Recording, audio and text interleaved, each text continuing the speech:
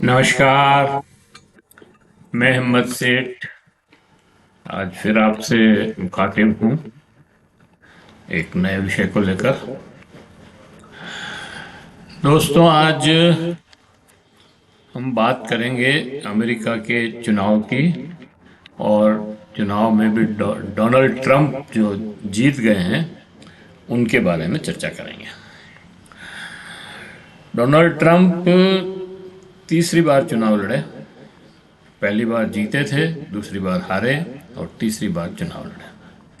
आमतौर पे ये होता है कि पहली बार जो चुनाव हार जाता है वो दूसरी बार चुनाव नहीं लड़ पाता है, वहाँ पर दूसरे लोग आ जाते हैं। और लेकिन ट्रंप ने जिस तरह से अपना खेल शुरू किया उसमें उन्होंने हारने के बाद लगातार कोशिश करते रहे कि वो फिर से चुनाव जीत, और अंततः कल वो जीत गए।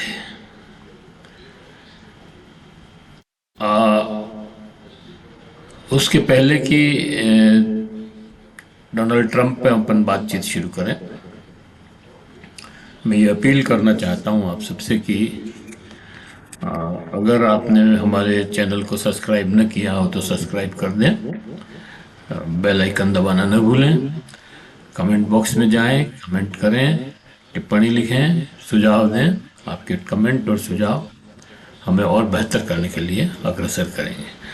वीडियो अगर आपको अच्छे लग रहे हैं तो लाइक करें और फॉरवर्ड करें, अपने दोस्तों को बताएं। और अगर आप इस चैनल को सब्सक्राइब करते हैं तो हमें बहुत खुशी होगी। तो इस अपील के बाद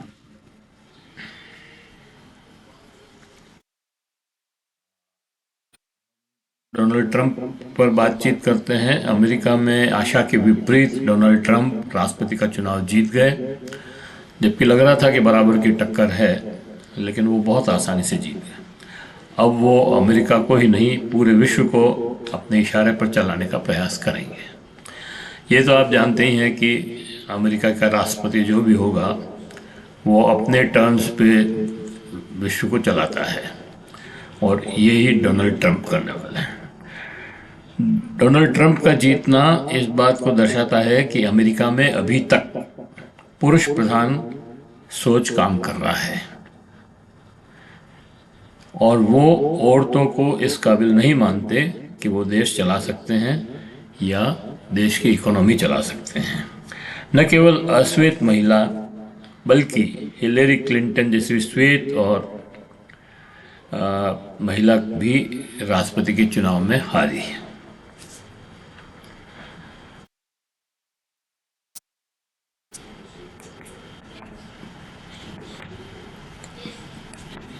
बहुत ही आधुनिक और प्रगतिशील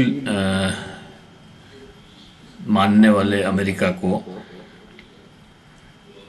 अभी भी महिलाओं के मामले में भारत से पीछे है और एक दकियानुसी सोच रखते हैं। केवल राष्ट्रपति पद की ही बात नहीं है, उन्होंने गर्भपात विरोधी नजरिया भी दिखाया। एक ऐसे व्यक्ति को राष्ट्रपति पद पर जिताया जो महिलाओं के बारे में पुराने ख्यालात रखता है।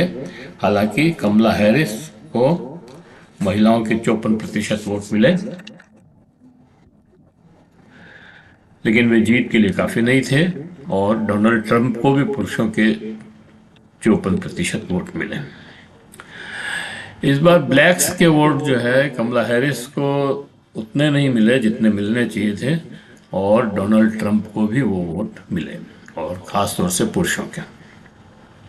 और उन्हीं वोटों से अरबियन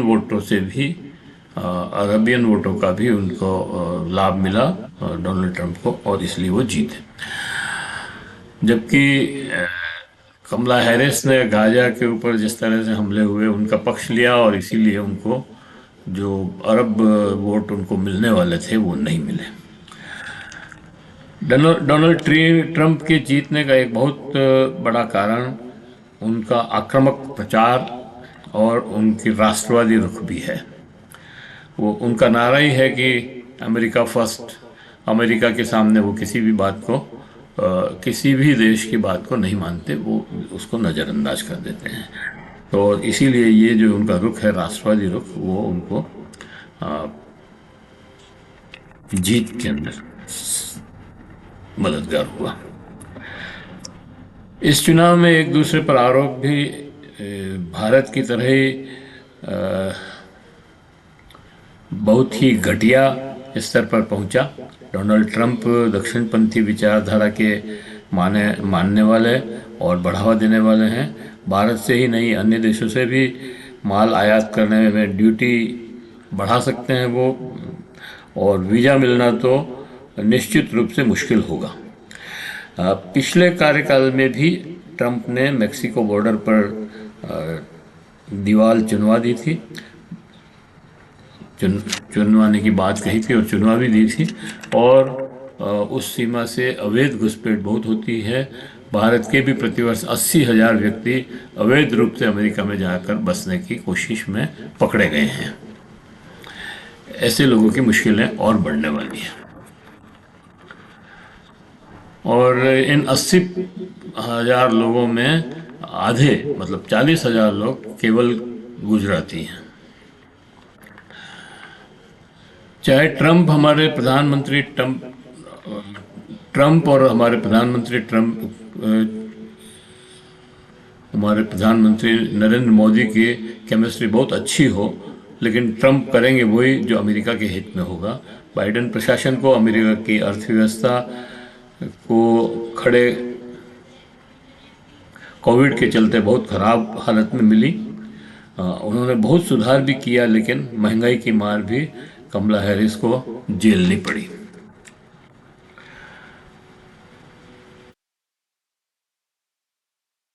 कमला हैरिस को चुनाव का समय भी कम मिला, क्योंकि बाइडन इस रेस में थे, और बाइडन जब एक टीवी डिबेट में गिर गए या असहज हो गए, तब उनको हटा करके और कमला हैरिस को लाया गया। तो कमला हैरिस को वो समय कम मिला, जबकि ट्रंप जो है पिछले 5 साल से लगातार इस तैयारी में लगे हुए थे कि मुझे चुनाव जीतना ही है। तो इस वजह से भी कमला हैरिस की हार हुई।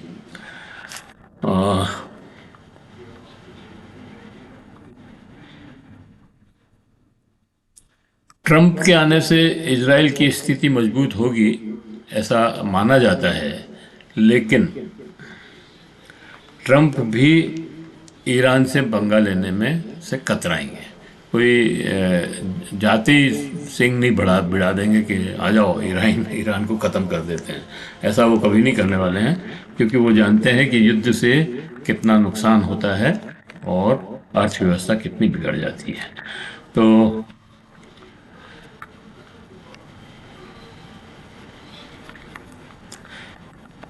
यूक्रेन की मुश्किलें बढ़ सकती है, क्योंकि पुतिन की उनकी दोस्ती है और वो चाहेंगे कि ये युद्ध विराम हो जाए। मतलब ट्रंप चाहेंगे कि ये युद्ध विराम हो जाए, और युद्ध विराम जहां अभी रूस बैठा है, मतलब जिन सीमाओं पर उसने कब्जा कर लिया है, उनको वो छोड़ने वाला नहीं है। तो यूक्रेन को, जेलेंस्की को, मतलब उन हिस्सों को छोड़ करके ही समझौता करना पड़ेगा, अगर कोई समझौता होता है तो। लेकिन ट्रंप अगर सहयोग नहीं करेंगे, मतलब हथियार और इकोनॉमिकल, मतलब आर्थिक सहायता अगर नहीं करते हैं ट्रंप, तो निश्चित रूप से जेलेंस्की की स्थिति खराब होगी और उन्हें समझौता करने के लिए मजबूर होना पड़ेगा। इसी तरह में से गाजा और इसके ऊपर जो लेबनान पे जो हमले हो रहे हैं इसराइल के, ट्रंप चाहेंगे कि ये हमले भी बंद हो जाएं और एक समझौता वार्ता हो और युद्ध रुक जाए। उसके लिए उनके समधी भी जो बैरूत के ही, मतलब लेबनान के ही हैं, उनके लड़के की वाइफ के मतलब पिता, वो इसमें उनकी मदद कर सकते हैं। और अगर अमेरिका अगर इसराइल को जो लगभग 75% मदद कर रहे हैं, काफ़ी बहुत बड़ी इकोनॉमी को मदद कर रहे हैं, गोला बारूद दे रहे हैं, सारे हथियार दे रहे हैं, अगर वो रोक दें तो भी इजराइल को भी समझौता करना ही पड़ेगा हर हाल में। तो अब ये है कि हमें लगता है कि ट्रंप के आने के बाद ये दोनों युद्ध थोड़े दिनों में, मतलब ट्रंप जनवरी में जब औथ लेंगे उसके बाद, मतलब मार्च अप्रैल मई तक जो है ये दोनों युद्ध रुक जाएंगे और सामान्य स्थिति दोनों जगह बन जाएगी।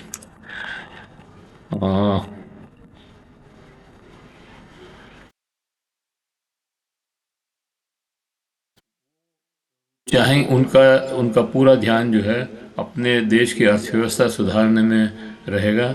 यूक्रेन की मुश्किलें बढ़ सकती है क्योंकि पुतिन की से उनकी अपनी दोस्ती के अलावा यूक्रेन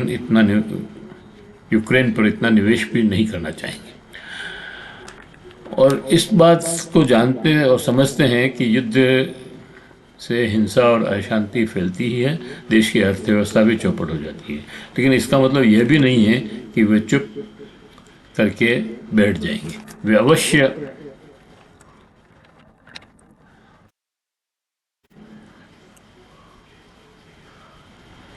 अमेरिका वे अवश्य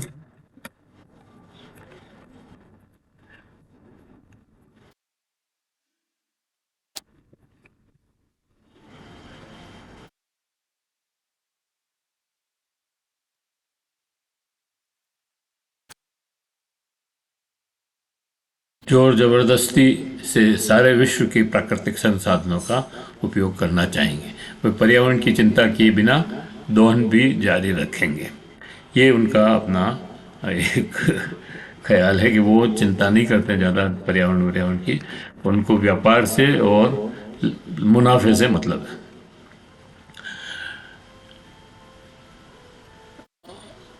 अमेरिका के में ट्रंप के आने के बाद अमेरिका में नई ऊर्जा का संचार होगा और बाइडेन प्रशासन की सुस्ती टूटेगी।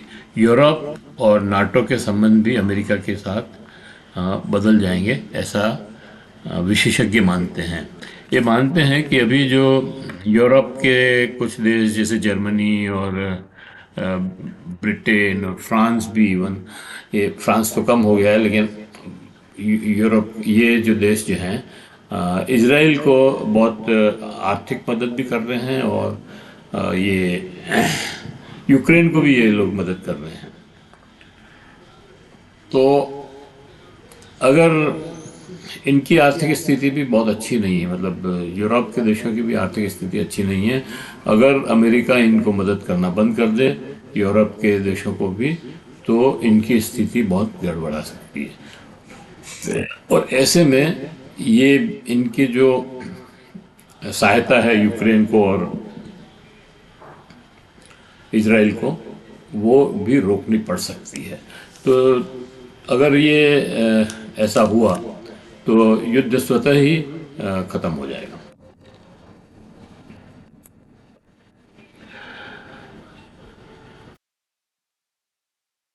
पुतिन से उनकी दोस्ती होने के अलावा वो यूक्रेन पे इतना निवेश नहीं करना चाहेंगे, इस बात को जानते हैं, समझते हैं। अरे यार बार बार हो जा रहा है। जो भी हो, हमारे प्रधानमंत्री ने जो नारा लगाया था कि अब की बार ट्रंप सरकार, वो 4 साल बाद साकार हुआ। आपको याद होगा कि हाउडी मोदी करके एक कार्यक्रम किया था ट्रंप ने, और उसमें नरेंद्र मोदी उस प्रोग्राम में गए थे क्योंकि उन्हीं के लिए वो प्रोग्राम किया गया था। और भारतीय मूल के जो वोटर थे उनको लुभाने के लिए ये कार्यक्रम किया था, और तब नरेंद्र मोदी सर ने वहाँ पर जाकर के अब की बार ट्रंप सरकार का नारा लगाया था।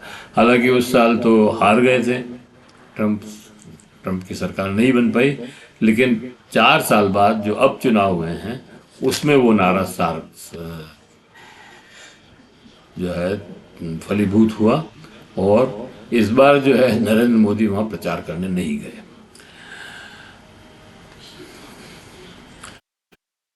जब पिछली बार जब गए थे अमेरिका प्रचार करने, तब नरेंद्र मोदी के पास 300 प्लस एमपीओ की ताकत थी।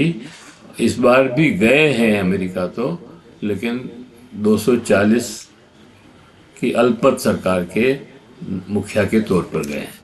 तो ये एक बड़ा चेंज है जिसको समझना चाहिए। तो पिछली बार जो ट्रम्प इनको जो इतना भाव दे रहा था वो इस बार शायद ना दे।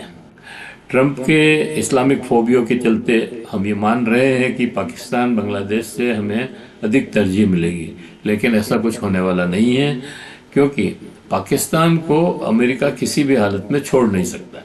पाकिस्तान की भौगोलिक स्थिति ऐसी है कि उसको अमेरिका छोड़ नहीं सकता, क्योंकि पाकिस्तान से अफगानिस्तान लगा हुआ है, अफगानिस्तान से जो रशिया है, और इधर ईरान है, इधर भारत है, इधर चाइना है।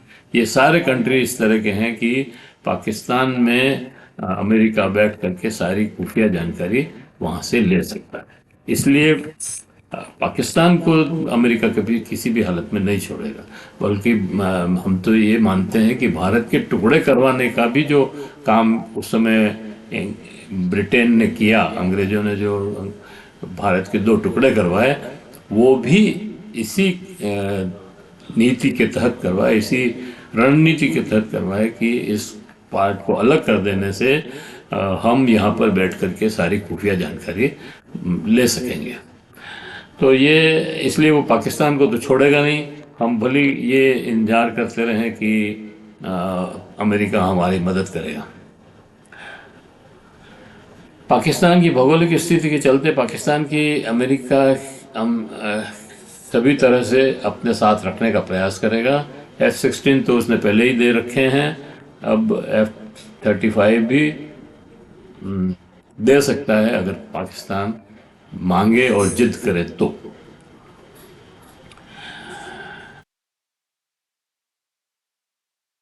हम भी इस आशा में हैं कि हमें भी F-16 और F-35 मिल जाए अमेरिका से, लेकिन ये आशाएं पूरी होगी कि नहीं कह नहीं सकते।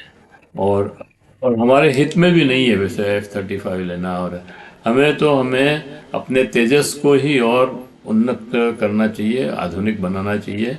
उसमें जो मतलब जो आयुध और लग सकते हैं वो लगाने चाहिए, जो नए पीढ़ी के हथियार हैं उस तरह से उसको तैयार करना चाहिए, और वही हमारे हित में है, और वही प्रयास हमको सफलता पहुंचा सकते हैं। तो ये अमेरिका का बाइडेन, ये राष्ट्रपति ट्रंप के बारे में हमारे विचार थे। ट्रंप के आने से भारत को तो कोई विशेष फर्क नहीं पड़ना है, मेरे को लगता नहीं है कि बहुत ज़्यादा कोई असर पड़ेगा, क्योंकि हमारे यहाँ से जो लोग अमेरिका जाते हैं उनको वीज़ा मिलना कठिन होगा उल्टा, क्योंकि ट्रंप की नीतियाँ ऐसी ही है। और जो हम निर्यात करते हैं यहाँ से माल, और अमेरिका आयात ड्यूटी लगा करके उस माल को भी रोकना चाहेगा या कम महंगा करना चाहेगा। महंगा हो जाएगा तो लोग खरीदेंगे नहीं, तो इस तरह से वो कम होगा। तो हमारी जो इकोनॉमिक स्थिति है या हमारी सामरिक स्थिति है उसमें कोई विशेष फर्क पड़ने वाला नहीं है, हम कमज़ोर ही होंगे। लेकिन ठीक है, अब ये तो अमेरिका के राष्ट्रपति का चुनाव है और उसमें हम कुछ कर नहीं सकते, तो वो जो भी है हम निपटेंगे उनसे। और एक और बात जो ट्रूडो वाली है, जस्टिन ट्रूडो कनाडा की, और अमेरिका के वाशिंगटन पोस्ट से वो जो खबर छपी है उसमें अगर हम सोच रहे हैं कि कोई मदद करेंगे तो मुझे नहीं लगता कि वो उसमें कोई ट्रम्प उसमें हमारी कोई मदद कर पाएगा। चलो इस वीडियो को यहीं समाप्त करते हैं। आशा है आपको यह वीडियो अच्छा लगा होगा और जो हमने विश्लेषण किया है ट्रम्प के आने का, जो स्थितियां बदलेगी या जो सोच रहे हैं कि ऐसा बदलेगा, ऐसा बदलाव होगा कि नहीं होगा पता नहीं। हाँ, तो ये वीडियो यहीं समाप्त करते हैं और अगले वीडियो में फिर मिलेंगे हम।